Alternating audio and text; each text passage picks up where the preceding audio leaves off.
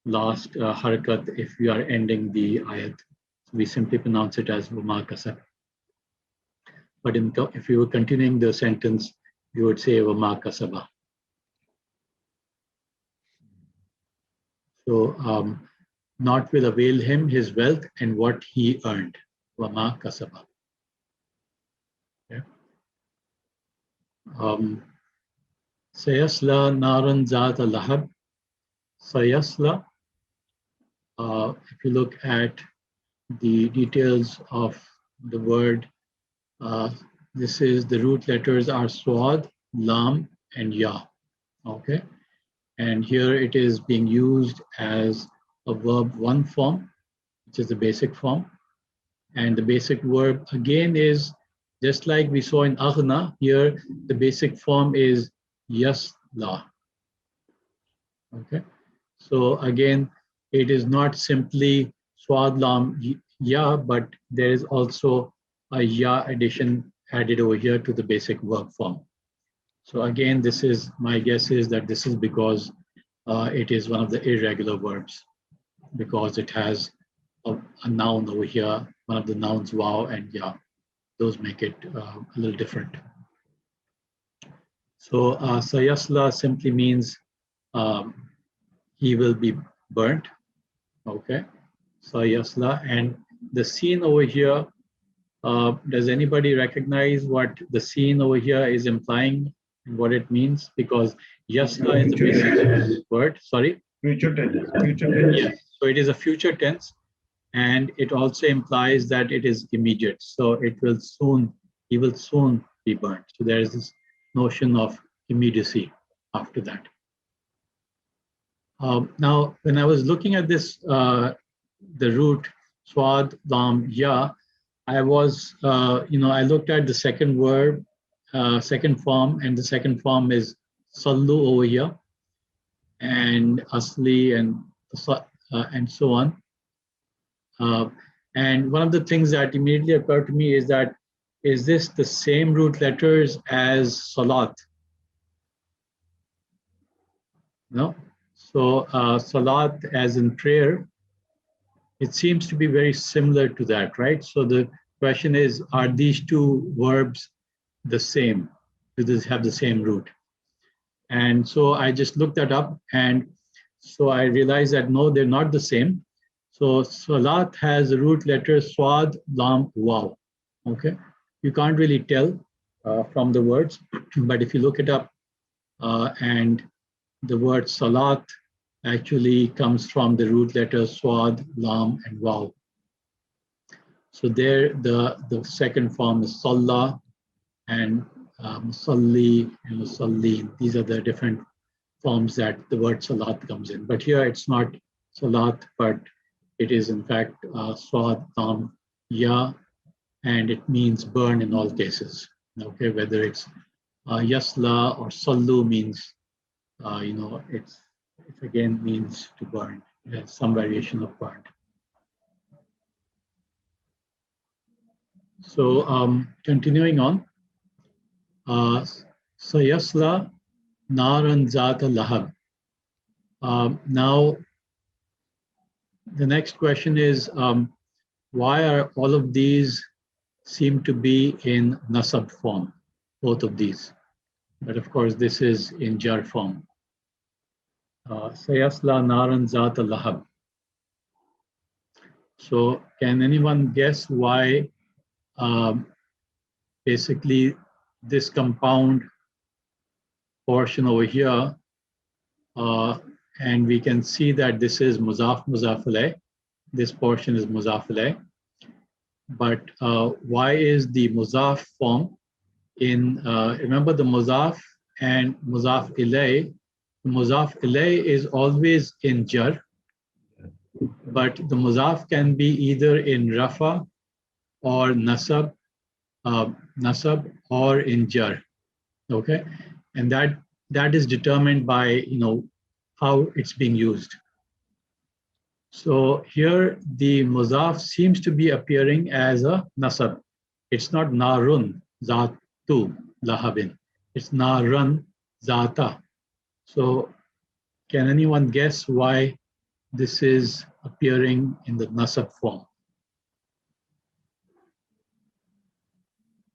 And when does a noun, when is a noun converted to a nasab as opposed to a rafa? So if we recollect our sentence structure, It's the object, right? yes, Object. yes, exactly. So this is again the object. So this is the object, or as you say it in Arabic, maf'ul bihi or maf'ul. So this is the file. So sayasla, and we're referring to a third person who we're talking about, which is basically Abu Lahab. So huwa is the file, and the object of this is this portion, a fire. Okay, and so Naran Zat al-Lahab is appearing, the Mazaf is appearing as a in nasab form. Naran Zat al-Lahab. So again, this is fire of is he will be burned in a fire of blazing flames. So you can see there's an off over here, which indicates that this is possessor, possessed, or mudaf, mudafule. Okay, so fire of burning flames. Wamra'atuhu hammalatal hatab. Wamra'atuhu. So let's take a look at the word imra'a. Okay, so before that, let's take a look at nar. So nar, the root letters are noon, waw, and ra. Okay, nur. And interestingly, it has two forms which are quite common. So one is nar, and the other is nur. Okay, so one wouldn't have guessed, but the same root letters have two nouns associated with it, and both have very different meanings. So one is fire, and the other is light. Okay, so and you might recognize munir, which is related to nur rather than nar. Okay, so here it is being used as fire, sayasla naran zat al-hab. And earlier, as you can see in Surah 104 and 101, it's also used as narullah al-muqada and narul hamia. Okay, so the word nar is being used as fire. So that was nar. Lahab we've already covered. So wamra'atuhu. So let's look at the word imra. And the root letters are mim, ra, and hamza. Okay, mim, ra, and hamza. And this forms the word, the various words. So it forms imra, which is only occurring once. I think it's a male form, but the more common form is as a female, imra'at. Okay, and imra'at simply means a wife. Okay, imra'atuhu.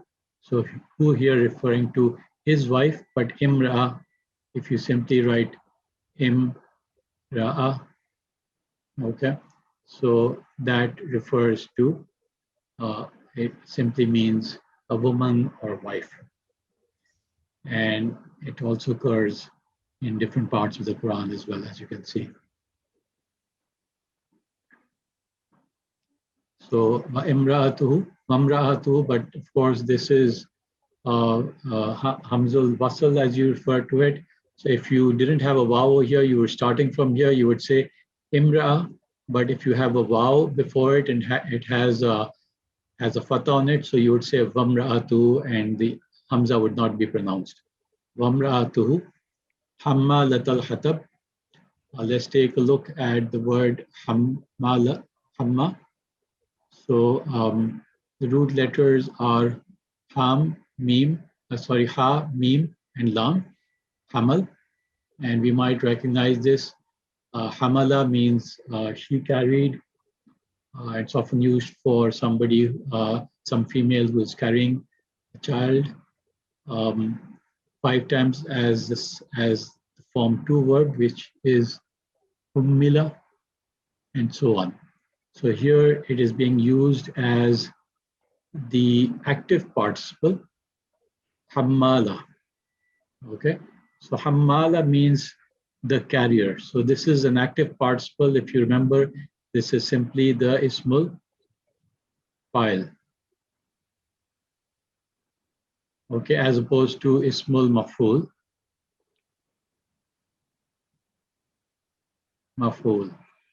Okay, which is the this is the doer and the one that is being worked upon. So ismul file is the one who is doing. So here hammala means the one who is carrying. So wa'amratu hammalatul hatab. So his wife, who is the carrier of the firewood. Okay, and you can see that this is again muzaf alayh. So the carrier of the firewood, and this is in halat this is in majroor form, ismul majroor. And if you look at the details of hatab now, the root letters are ha, ta, and ba. Okay, it only occurs twice in the Quran. And here it's being used as amratu hammalat al-hatab, which is carrier of the firewood. It also occurs in another portion of the Quran, ammal qasituna fakanu li jahannama hataba. So here it is also occurring as firewood. So and then we have the last ayah, fi jidiha hablum min masad. Fi in her neck, jidiha. So let's take a look at the word jid. And the root letters are jim, ya, and dal. Okay, it only occurs once in the Quran, and it only occurs here as fi jidiha. And it simply, jid simply means neck, and jidiha, of course, would mean her neck. So fi jidiha, in her neck, hablum min masad. Hablum, so if you look at the word habal, the root letters are ha, ba, and lam. Okay, and it occurs 7 times in the Quran, and these are the 7 times fi jidiha hablum min masad. It simply refers to rope. Let me just move this. So fi jidiha hablum, it is being referred to as a rope, and you can see that it is being used in the Quran quite frequently, well, about 7 times. So going back over here, we have fi jidiha hablum, rope of palm fiber.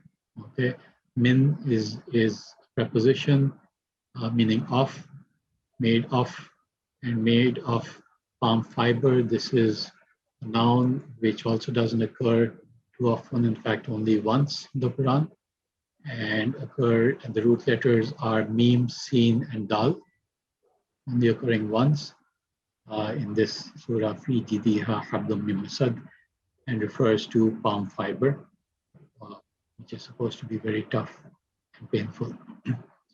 So this was an overview of the Surah Masadd, Sadaqallahu al-Azim. Let me just repeat the entire meaning once again, just as a review. So, Tabbat yada Abi Lahabin wa tab, perish the hands of Abu Lahab, and he perish.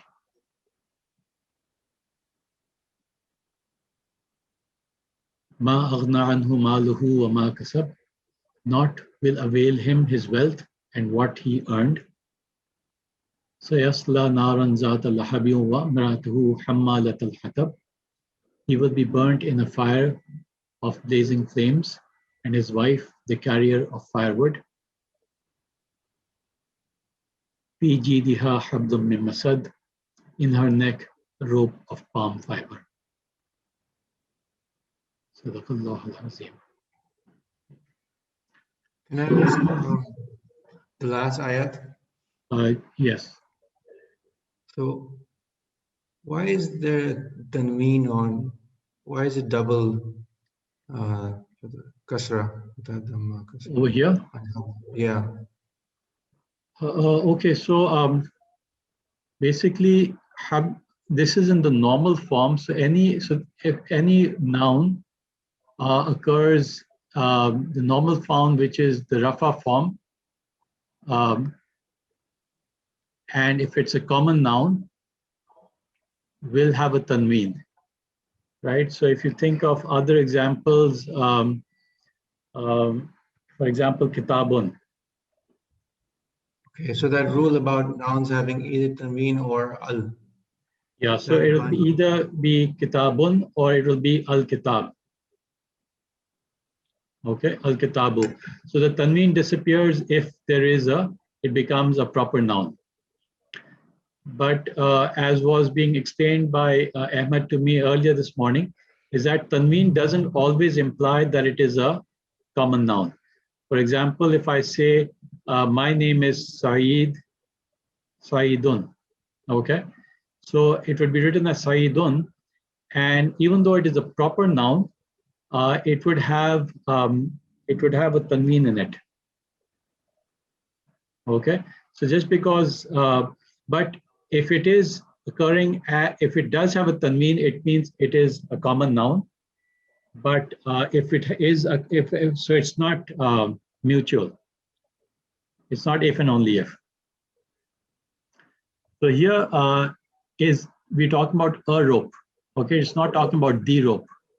So if it was Fiji diha al-habl, so that would imply a specific type, a specific rope. Okay. The other thing, if you might remember, is that no, sorry, that was a different point that I was going to make. That is not relevant here. So if you're simply talking about a rope, then you would use it just like if you think about it in English, you're saying in her neck is a rope of fiber. So it is a rope and not in her neck is the rope. Okay. Okay. And similarly, I think the previous ayat also had a tanween. No, Yeah. So Naran is a fire again. You can see. So he'll be burnt in a fire. It's not the fire. So it could have been an-nar as well, right? That I think does occur in the Quran. When you say an-nar, it means the fire, and then you're talking about the fire of hell. But here it is referring to it. Here the point I was making, trying to make earlier, is applicable here. So when you have a muzaf ilayh combination, right? So for example, again, kitabullahi. So the mudaf is always appears as a common noun. You can't say al-kitabullahi. Okay, you can't say you can't say I'm getting this wrong. How would I write al-kitab? Alif, Lam, and Kitab, yeah. So this would be wrong because this is a muzaf and this is a possessor. So you can't have the possessor being a proper noun. Okay, so that's one of the rules. If you remember, we studied. So here it couldn't be an-nar zat al-lahab. Okay, so it would be, and that if you think about it in English also, it makes sense. You wouldn't say, you would say a fire of blazing flames. You couldn't say the fire of blazing flames.